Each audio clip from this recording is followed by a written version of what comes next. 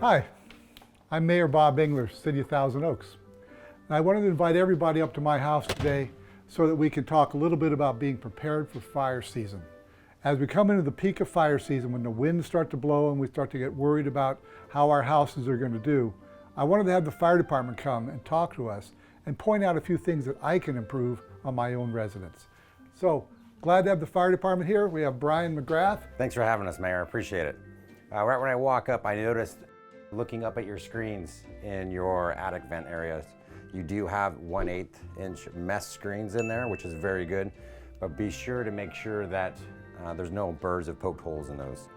But then we're also looking at any kind of gaps where an ember can get in. It's good that you have a big metal door, but you see a good gap underneath it. You want to make sure to secure that closed the best you can. Make sure nothing can get in there. And I did happen to notice something else right around the corner. Mayor, as we walk up, you're looking at your water heater closet. When we look inside your closet, we look at your doors for the ventilation. Within your ventilation, you have your 1/8 inch metal screen, which is great. We want to ensure that screen's everywhere so embers cannot get in. Also with yours, you don't have any extra storage or any big holes that if something did get in here, there'd be a gap to get inside your house. Take a note though, you do have some droppings over here in the corner. That could be an indication that rodents could get in through a gap in the door. Again, no gaps for any embers to get in.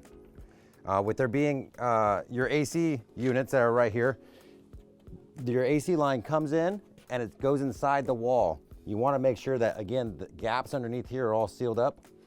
However, I did see you're storing some plastic chairs over here right next to your house.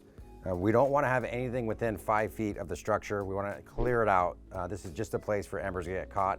And again, it's combustible, so we want to get it out of the house. If we keep moving down, you'll be able to talk to Chief Shea. Okay, thank you, Brian. Thanks. Appreciate it. Chief Shea, thanks for coming out and helping me. How do you like the decks? The deck, what we're really focused on is not the deck itself, but the area underneath. What we don't want underneath are any kind of combustibles, whether that's storage or vegetation that's grown and or potentially dead vegetation, anything that's a threat to carry fire from underneath your deck, get established, and then involve your deck and ultimately carry into your structures. So the deck structure is okay, but you just don't need any combustibles underneath? Correct. Well, thank you for taking a look under here. All right. Appreciate it. Larry, thanks for coming. I appreciate you helping me out today. My pleasure, Mayor. First thing I'd like to point out to you is your defensible space. In Ventura County, we require 100-foot defensible space from the structures. You've got a really good clear zone. Your vegetation is spaced really well.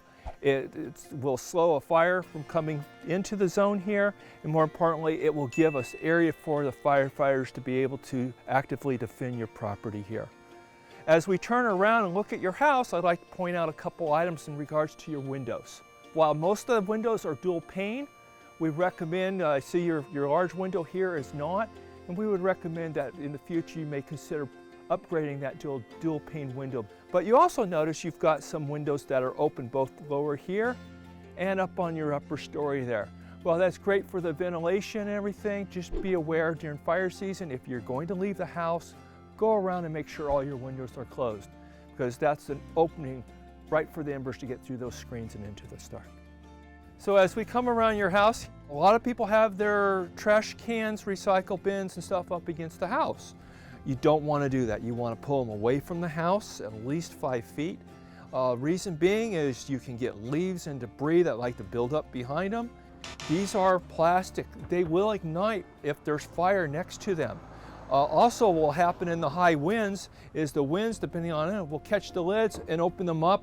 And as those lids start to lift up, the ember's going to get in and ignite the contents within the can, and then you've got a large fire going there. The other thing we'd like to talk about is wood. You have it at least 5 feet from the house, which is a requirement. We like to see it at least 30 feet away from a house unless it's covered.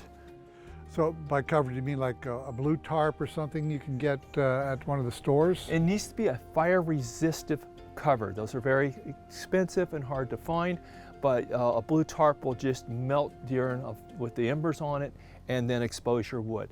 As we move down here, I want to point out one other item that we noticed. So behind this trash can here, you've got a vent that's low for the garage. And with the trash can there, it allows the leaves and debris to build up, which can ignite. You've got the 1/4 inch mesh on it, which was the old style. You want to retrofit that to a 1/8 inch maximum dimension metal mesh there to give you the best protection at this point in the house. So what I'd like to point out, some things, we'll start with your roof. You'll notice up to the right there, you have a tree that's sitting right on the roof. What we want to see is a 3-foot clearance above the roof from any tree branches so we don't get any debris under there that can be trapped and ignite from embers. As you look across your roof, you'll see other areas of buildup of leaves. More important, you look at your valley over here and you'll see there's just a lot of leaves there, and periodically you want to get up there and clean those. You want to be cautious on your roof tiles that you don't break them, which can then cause further issues for embers to get in. You've got your bird stopping. And what you want to be cautious though is where you have large gaps. To fill that gap, should I use that 1/4 inch or 1/8 inch screen? You could use the 1/8 inch screen, or you can use a solid metal if you want to match the bird stopping that's already up there. As you come down to the garage door, yours is in good shape. You've got metal doors versus wood, but you want to be cautious and watching your weather stripping. If there's any gaps in there, embers will be able to be driven into the garage and ignite the contents of the garage. Same thing with your door to the side there. Make sure it closes tightly. It's got weather stripping. Anything where there's gaps that embers can be driven into is what you want to prevent. Well, thank you all for coming out and helping me harden the house against wildfire. Any final thoughts about how I can do a better job? Well, I wanted to point out, maybe not an improvement, but I just wanted to point out the good accessibility to the front of your house. We've got good addressing. You even have a fire hydrant close to your house, so we really like how it's set up. Well, thank you, Chief. Appreciate you and your crew coming out and helping me become more safe during this fire season, and I really appreciate you giving me those tips.